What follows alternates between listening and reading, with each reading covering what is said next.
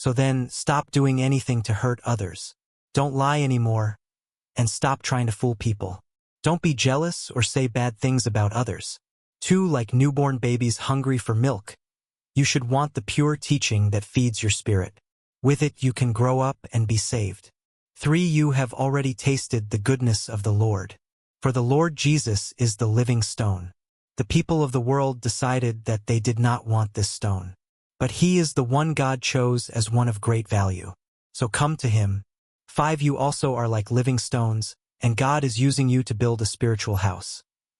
You are to serve God in this house as holy priests, offering him spiritual sacrifices that he will accept because of Jesus Christ. 6. The scriptures say, "Look, I have chosen a cornerstone of great value, and I put that stone in Zion. Anyone who trusts in him will never be disappointed." 7. So, that stone brings honor for you who believe. But for those who don't believe, he is the stone that the builders refused to accept, which became the most important stone. 8. For them he is also a stone that makes people stumble, a rock that makes people fall. People stumble because they don't obey what God says. This is what God planned to happen to those people. 9. But you are his chosen people, the king's priests. You are a holy nation, people who belong to God. He chose you to tell about the wonderful things he has done. He brought you out of the darkness of sin into his wonderful light. 10. In the past you were not a special people, but now you are God's people. Once you had not received mercy, but now God has given you his mercy. Live for God. 11. Dear friends, you are like visitors and strangers in this world. So I beg you to keep your lives free from the evil things you want to do, those desires that fight against your true selves. 12. People who don't believe are living all around you. They may say that you are doing wrong. So live such good lives that they will see the good you do, and they will give glory to God on the day he comes. Obey every human authority.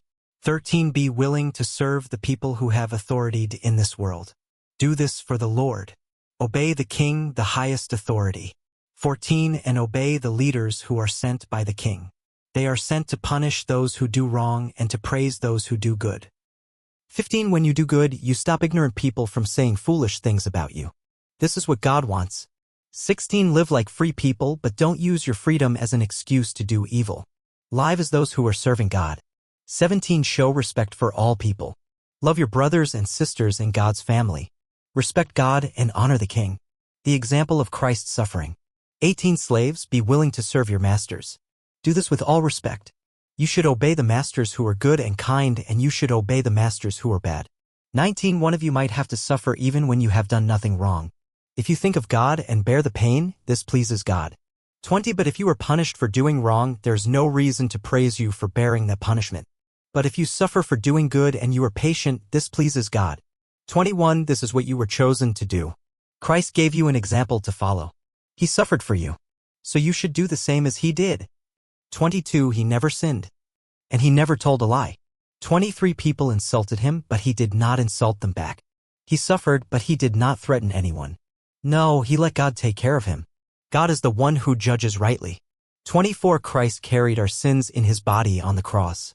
He did this so that we would stop living for sin and live for what is right. By his wounds you were healed. 25. You were like sheep that went the wrong way, but now you have come back to the shepherd and protector of your lives.